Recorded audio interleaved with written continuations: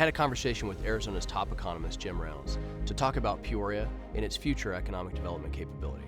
Another thing that you mentioned when we talked about the budget before was some key areas where you'd really like to see some additional investment.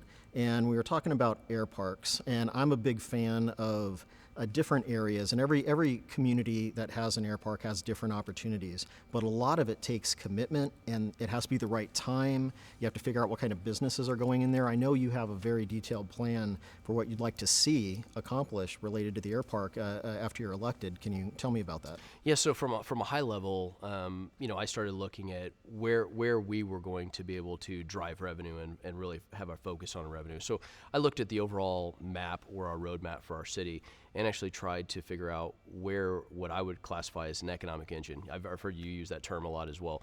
And I identified 18 different locations across our city that really focused on from small to big.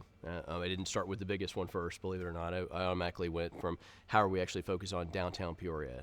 How are we looking at these opportunities?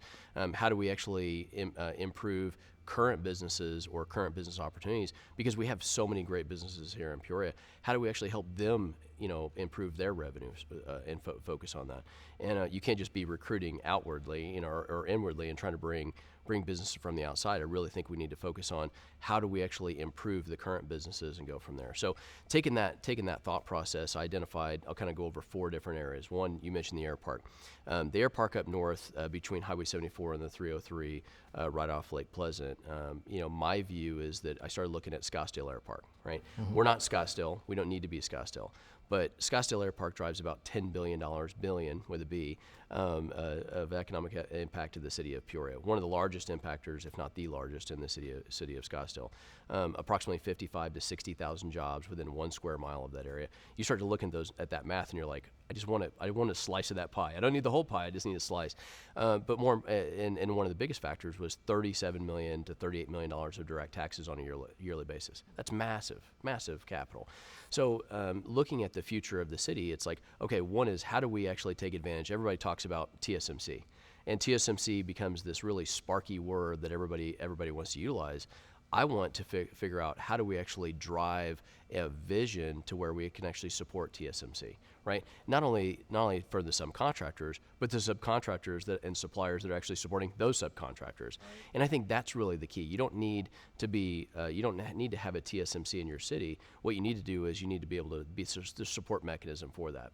And I think that there's success in that. I really do. So the air park, to me, was an obvious. If we got, I think I said to you, if we got 25%, $2.5 billion of economic impact, and you're like, I remember you come back as like, well, you're going to go way bigger than that because you've got this TSMC factor and the subcontractors.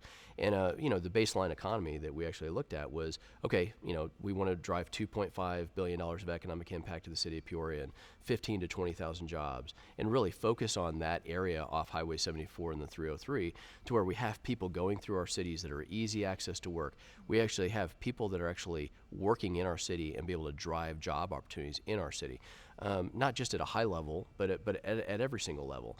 How do we focus on workforce development that's actually going to drive Peoria citizens into that area, which is really key. This is core economic development. Absolutely. And you want to implement it. It's one thing is tied to another, and it's tied to another. Yeah, it's not one-faceted. You create the air park, you create a lot of extra revenue that will help pay for the transportation, some additional workforce training, some partnerships, all sorts of things that are solid economic fundamentals to get more businesses to locate here, but you can also create small business programs and partnerships with others. And so look at the international opportunities. I mean, the international opportunities coming into our city, to support that mechanism of TSMC and the other subcontractors that are out there. It is a national defense priority, and a lot of people don't realize that, but that is a really strong focus of our government to actually try to drive that.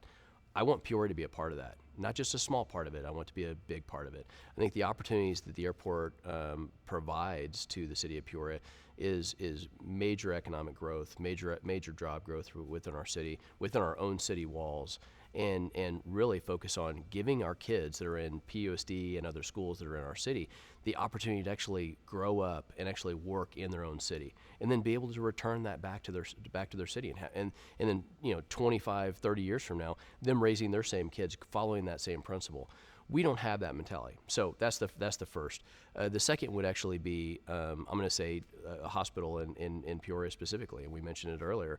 That to me is one of the biggest public safety issues that we actually have. It should be a safety and welfare issue for our city, and I think that we actually need to change that mentality and actually drive a hospital into our city to actually do that. That is done by vision and execution. Clear as day. You have to have a vision plan of how you're going to do that, and then be able to go out and meet with these leaders to actually do that. The third would actually be downtown Peoria, and a lot of people only want to look at the north. I've heard this a lot, and I've met with citizens all over the city of Peoria, and I've invested in the South Peoria area. Our business that we're setting in now is actually in South Peoria, and you start to look at why would we invest as a business in South Peoria. Because I felt like it's the rising tide principles, right? You raise all boats by lifting everyone up. I think that our downtown Peoria area off Grand Avenue could really have the future of what downtown Gilbert has done down there. We want to pay attention to gentrification and not pushing our citizens out that have grown up in this area, but we also at the same time want to drive revenue and actually provide jobs in this area. You talk to citizens in this area, and they look overlooked. They want jobs down in this area. They want to be able to have businesses and services in this area. We have to have a culture inside our city that actually drives that. We also need to be able to help the businesses that are in South Peoria improve their business capability, right? We want them to be successful. They're here. We have over 3,000 businesses in our city. How do we assist them in that process to actually be stronger business players in our city that actually helps them be better citizens and actually drive revenue to our city? And the existing businesses often get overlooked in economic development. Absolutely. You always have to focus on, to some extent, on the business recruitment, but many people fail to focus on how can we help existing businesses do better? Yeah. How can we help existing residents do better? And I think what you just mentioned is critical. I think it's a culture shift. I think you have to have the culture inside the city to actually focus on how you're going to improve all citizens' lives, and not just look at one area. I think that a lot of cities have a tendency to look at where their housing growth is and only look at those areas, and they don't actually look at what's actually going to provide them long-term services. A basic business principle is you always protect your base, right? If I protect my base, I can actually grow off of my base.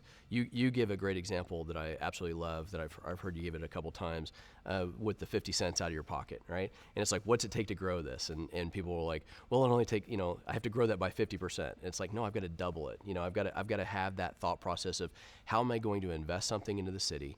How am I going to invest $1 into an area of the city and focus on that economy? And we want the doubling principle of how we're going to do that. We're going to get 100% back. And you shoot for that every single time. That doesn't mean that's always going to work, right? I mean, we as business people know that.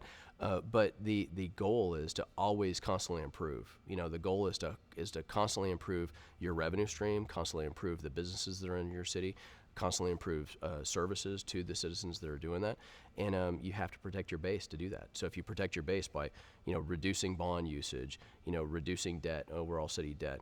I have a real issue with how we actually take care of our pension funds for fire and police in our city. We should be focused on pension reduction, especially going into this recession that we all believe, and both you and I have had this conversation about. None of us want to see it, but it's pretty obvious that it's coming. If we're not reducing those pensions now, we're going to be paying those interests during the time when we don't have possible cash. And that's not to be doom and gloom. I think that we can actually have a real focus on how we're actually going to drive the economy and drive dollars and be successful, but we have to have a culture shift inside our city to actually make that improvement. To learn more about the campaign, please visit our website at beckformayor.com.